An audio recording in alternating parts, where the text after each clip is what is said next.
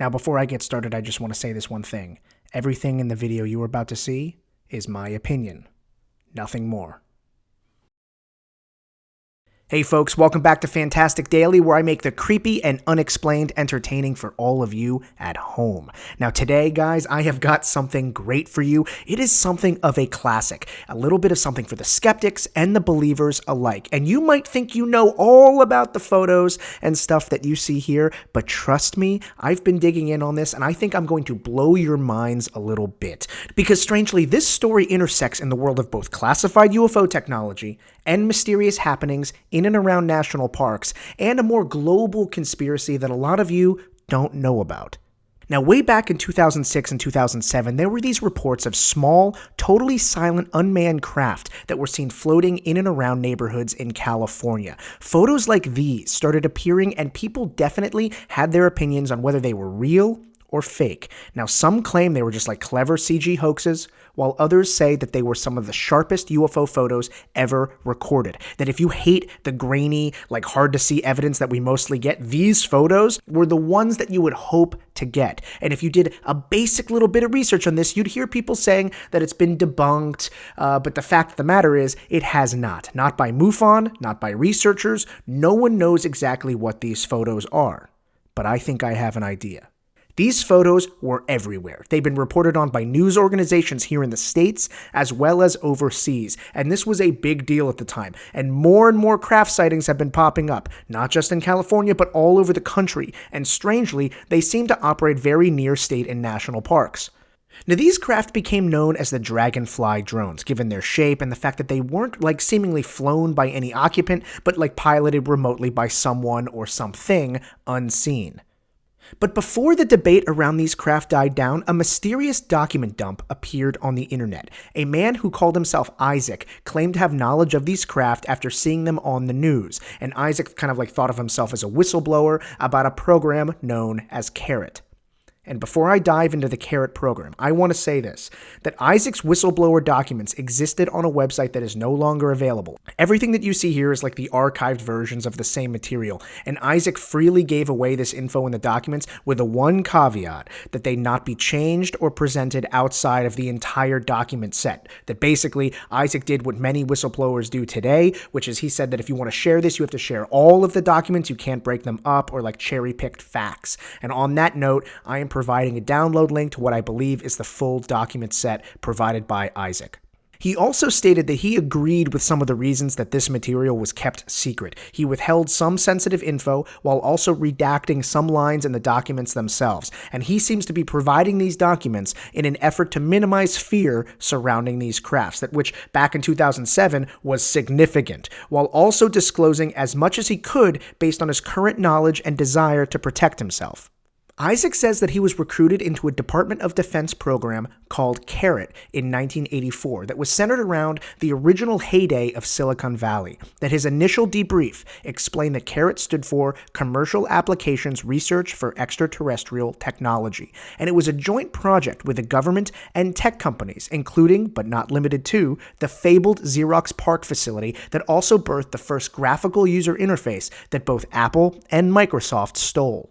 CARET had one mission objective: to utilize extraterrestrial technology in private industry, both as a way of expanding our knowledge about this weird tech, but also to possibly generate additional cash flow for future black projects. It teamed up with over 200 scientists, material experts, electrical engineers, and military personnel, and the CARET team pored over this extraterrestrial technology in hopes of understanding it fully. Now, Isaac and the team were apparently as much in the dark as you or I about the origination of this stuff. He says, and I'm quoting here, "Aside from the word extraterrestrial itself, we rarely heard any other terms like alien or UFO or outer space or anything. Those aspects were only mentioned briefly when absolutely necessary to explain something. In many cases, it was necessary to differentiate between the different races and their respective technology, and they didn't even use the word races. They were referred to simply as different sources." Now, most of the stuff they were dealing with was with this anti-gravity stuff, but what struck him from the photos of the Dragonfly drones was something altogether different, that it was this stuff, the writing, or as Isaac refers to it, the language. Now, this language stuff, it is super interesting and really, really complicated. So if you want to hear it directly from Isaac, I recommend you read up on it yourself. But basically, the language isn't actually language in the way we think about it. It's more like software code. When humans put words together to form sentences, each word has meaning in and of itself, right? And those words form like larger meaning and they make sentences. But this alien language is totally context sensitive, that each letter form could hold either like a single bit of data or an entire cyclopedia based on its context. And take note that I said hold and not represent, because unlike our computer code that is like software that requires hardware to run, their language, it doesn't need hardware. This is like a wild idea, but it is simply being run just by existing. Okay, so according to Isaac, these drones don't use some like strange energy engines or anything like that. Each of these metal parts, they don't hide circuitry underneath. They are just metal pieces. That the language is the code, and not just the code, the language is the engine. That the words themselves have the ability to power the craft. And now I know, like I said, a very wild idea. I encourage you to read up on it for more details because I'm not doing it justice. But long story short, these documents leaked to the public around the same time that the Dragonfly drones were being spotted around the country, or at least at the same time as these photos surfaced, because the idea that these are fakes, like clever CG mock-ups, it's never really gone away. And I remember these photos, and I remember thinking that they were debunked, but in actuality, they haven't really been. There have been rumors that it was like part of like a Halo advertising campaign, but that's not true. I checked on that. There's also this like infamous rumor that Alienware, the computer company, that they created the entire story as a marketing campaign for their new computer line. And you can see in the press photos here that the language looks very, very similar. The contention about Alienware having created this, it got so heated that their PR department actually responded. Alienware did not create the information regarding this phenomena or the CARET linguistics. This is not an intellectual property of Alienware. The information has anonymously spread throughout the web for some time, and we have taken the CARET linguistics and have applied this as a marketing tool to draw attention to our promotion. Now, that is a super weird response. To disclaim any copyright, like no company lawyer would allow that. And it seems specifically written in a way to not take credit officially. It's as if they had a sense of who should take credit and it's not them. And stranger still, much fuss was made over these two investigators that were hired to find the photographers of one set of photos. And these investigators here, they were hired by a woman that wanted to remain nameless but had an interest in UFO topics. She paid for the investigators to hunt down the eyewitnesses, and they also ended up all over the news. Now guys, let's stop for a second. Are we to believe that this all happened organically? That a UFO enthusiast online hired two private investigators that charge $100 an hour to track down a UFO witness, and it just so happened that not one, but two major news outlets got wind of this and just like picked up the story? That no one, somewhere behind the scenes, no one tipped off these journalists to an interesting story, that no one here wanted extra publicity? And let me be clear, I'm not implying that these two guys are in on it. If anything, they seem to have done a good job debunking it. What I'm implying is that this is not normal, that something special is going on here, something that would require money and the knowledge to turn a small set of photos into a national conversation in major media markets. And I can't imagine any scenario where this media blitz would help demonstrate that these craft are real, but what it would do is extend the story. And that implies that these photos are not only fakes, but fakes with purpose, deep pockets, and a media savvy that pushed the story forward. Now, who could do this? Who would do this? Now, don't say it, guys. Don't say the government. This isn't their bag. It is way too showy. It is way too much of a media circus. But I happen to know a few large performance artists pulling practical jokes on a global level. Joey Skaggs comes to mind. So does the mysterious Zardulu, but neither do work in the UFO arena as far as I know, and in Joey's case, he's always ended up taking credit. So here's where the unexplained comes in from my intro, that if these are not real UFOs, like real flying craft, is it possible that there is a very large-scale prankster that operated in and around California in 2006 and 2007 with the resources and media savvy to pull off a prank of this scale. Because guys, suspecting the government is behind all these things, that is just like amateur hour. All right. If we want to get good at getting to the bottom of some of these stories, we need to know the landscape. We need to know the players. And I believe that this work here, this might be the work of a yet to be discovered prankster pulling nation-sized pranks on an unsuspecting public. And not only is it good work, it's sophisticated work. That this was a concerted effort built to stretch the story out, get more exposure, answer none of the questions, and then fade into the distance, cementing these sightings into urban legend lore forever.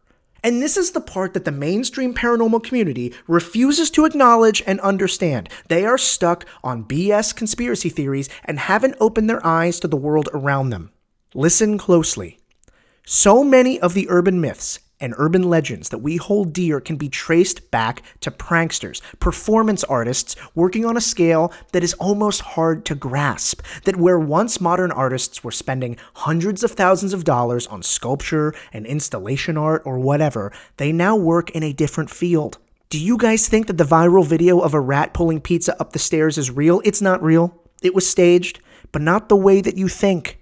Zardulu is a mysterious woman based in New York City, and she is working on an almost like Tony Stark level of crazy, with an alleged secret warehouse full of prototype pranks being staged for future use. If you don't believe me, listen to this interview by somebody who got a glimpse of the staging area. A lot of the things I was looking at, I didn't really understand. She had I remember there was like a big suit made of hair. It looked like human hair. It didn't look like fur, so... Eric told me that all the stuff in Zardulu's studio, the suit made of human hair, the shapes made of iron and wood, all of those things that he couldn't quite understand, they're part of her master plan to unleash something huge on New York City. She would say, the world isn't prepared for what I have in store. The Dragonfly drones are a similar creation, a large-scale, national performance art, and I'm not sure that Zardulu is behind this, and in fact, I'm not sure she was even operating yet, given that this occurred in 2006 and 2007, which leaves this tantalizing idea lingering in the air that there is another, unknown, large-scale artist working in the United States that is yet to be identified. And guys, this is a lot like a serial killer that hasn't been caught. We can use what we know about their work to kind of create a methodology, a fingerprint to compare against other paranormal events that we can use to narrow down which pieces of evidence, which media events this mysterious person might be responsible for. And I know this is wild, and I know that so many of you don't know what to make of this world where maybe not the government, they are not behind everything, but maybe people closer to good old-fashioned Bob Ross is behind this stuff. They're just artists and tricksters. This doesn't mean that everything that you see is fake. It just means that when we see something like this, we need to ask ourselves, not only is this real or is this fake, we need to think of the usual suspects. You can include the government in that if you want, but this could also be one of these performance artists. No one is talking about this, but I am, and now you will be too. These type of conversations are part of the cutting-edge look into the world of the creepy and unexplained that I want to get into, because the world of paranormal, conspiracy theories, and urban legends is stuck in the past. That you think the government is behind all of this? Folks, I got news for you. The world is even weirder than you think. Now, if you folks got this far, slam that like button, hit that subscribe button. I make new videos every single day, and I love hearing from all of you. Leave me your ideas or your comments below, or you can call the Fantastic Daily phone line, and you can leave a question or a comment, and I will play it in a future video. The phone number is down below in the description. That is all for me today, folks. But until tomorrow, stay skeptical.